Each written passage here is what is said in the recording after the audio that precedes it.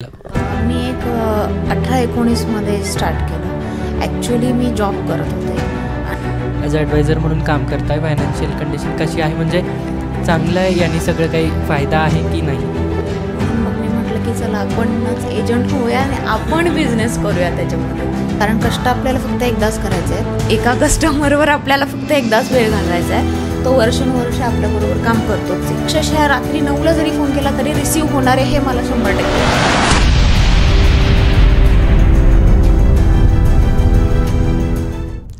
Hi hello नमस्कार. इथे मी RJ Prashant Gadekar तुमचं मनपूर्वक असं स्वागत करतो आहे.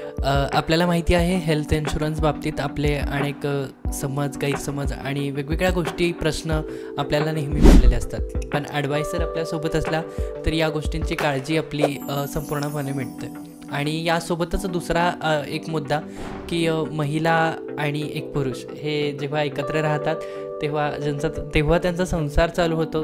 त्यानंतर बेबी प्लॅनिंग असतं आणि त्या एका मोठ्या पिरियडनंतर महिलेला शक्यतो जॉब जर करत असेल तर तो जॉब त्यांना टाळावा लागतो. आणि बऱ्याचदा आपल्याकडं कोरोनानंतर वर्क फ्रॉम होम तर आलं, पण त्यानंतर ते कालांतराने बंदही झालं. आणि आता पुन्हा एकदा एका लेडीजला ऑफिसला जाऊन सगळ्या काही गोष्टी हँडल कराव्या लागतात.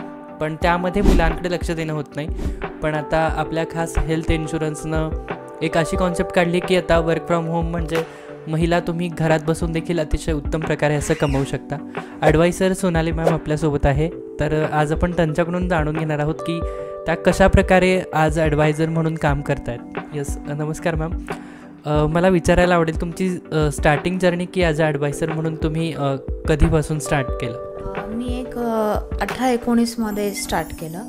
ॲक्च्युली मी जॉब करत होते आणि जॉब करताना आमचं सेकंड बेबीचं चाललं होतं, म्हणजे तर प्लॅनिंग चालू होतं. तर मग असं होतं की मी आता जॉब सोडून घरी काय करणार आहे. आणि दुसरं म्हणजे स्टार हेल्थचा माझा पर्सनली अनुभव होताच की माझी करंट पॉलिसी त्याच्या आधीपासूनच मी अविनाश सरांकडूनच घेतली होती, तर त्याचा चांगला अनुभव होता. म्हणून मग मी म्हटलं की चला आपणच एजंट होऊया आणि आपण बिझनेस करूया त्याच्यामध्ये.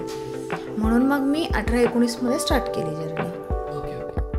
ॲज अविनाश सरांची जी काही संपूर्ण टीम आहे आणि त्यांचं जे काही काम आहे त्याच्याबद्दल काय सांगाल तुम्ही? सुरुवातीला तर माझं बेबी लहान होतं, नंतर मी जास्ती काही करू शकले नाही बिझनेस.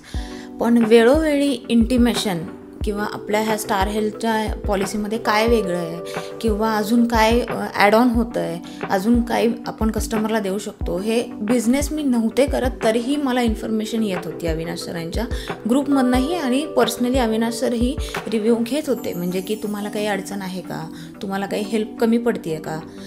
तर बिझनेसचंही त्यांनी विचारले की तुम्ही स्टार्ट का नाही केले अजून. तर मग माझा बेबी लहान असल्यामुळे मी फ्रँकली तसं सांगून टाकलं. पण मला इन्फॉर्मेशन वेळोवेळी येत होती. मग थोड्या दिवसांनी मी स्टार्ट केलं आणि जे काही मला प्रॉब्लेम्स येत होते, कितीही वेळा मी सरांना फोन केला पर्सनली, पण सरांनी कधीही असं नाही की फोन उचलला नाही आहे किंवा मला क्वेश्चनला आन्सर केलं नाही आहे, असं नाही केलं आहे. खूप छान सपोर्ट मिळाला आहे मला. खूप सुंदर वाटलं हे ऐकून. आणि मला याच्यानंतर असं विचारायचं आहे, जेव्हा आपण हा संपूर्ण जॉब करताना आपल्याला कंटिन्यू एक टाईम टू टाईम संपूर्ण तिथं राहावं लागतं. मला आत्ता तुमच्या या बोलण्यातून कळालं की आणि हे आपलं वर्क फ्रॉम होम असल्यामुळे तुम्हाला सोयीस्कर सगळा असा टाईमही स्वतःसाठीही मिळत असेल.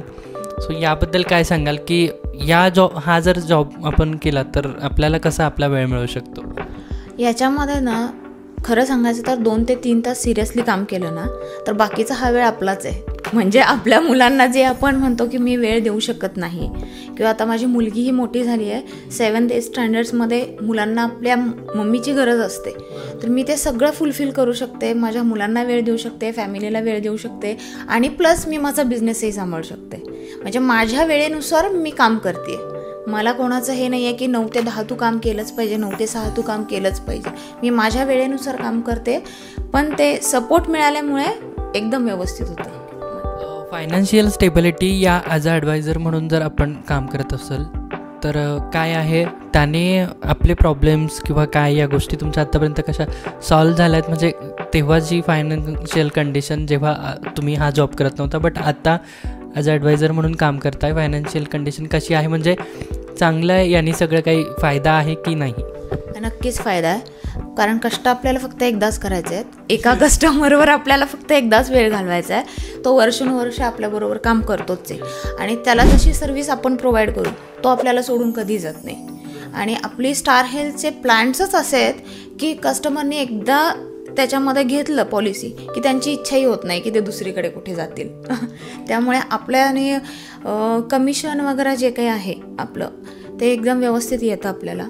आणि स्टार्टिंगला थोडंसं आहे की तुम्ही काम केलं तर पैसे मिळणार आहे, पण वर्षानुवर्ष तो चालू राहिला की कष्ट एकदाच करायचे एका कस्टमरवर, पण आपण त्याचे पैसे वर्षानुवर्ष घेतोय.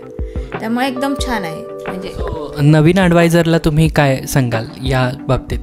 मी नक्कीच सांगू शकते, स्पेशली लेडीजला, की जे काय आपल्याला सगळं सांभाळायचं असतं, घर, मुलं, संसार आणि मग स्वतःचंही कर्तृत्व दाखवायचंच असतं कुठेतरी, तर त्यासाठी हे खूप छान आहे. स्टार हेल्थ तर खूपच चांगल्याच आहेत. म्हणजे त्याच्यामध्ये बेनिफिट्स खूप चांगले आहेत आणि जेवढं ट्रेनिंग आपण घेऊ तेवढं आपण दुसऱ्यांना ते सांगू शकू, एक्सप्लेन करू शकू.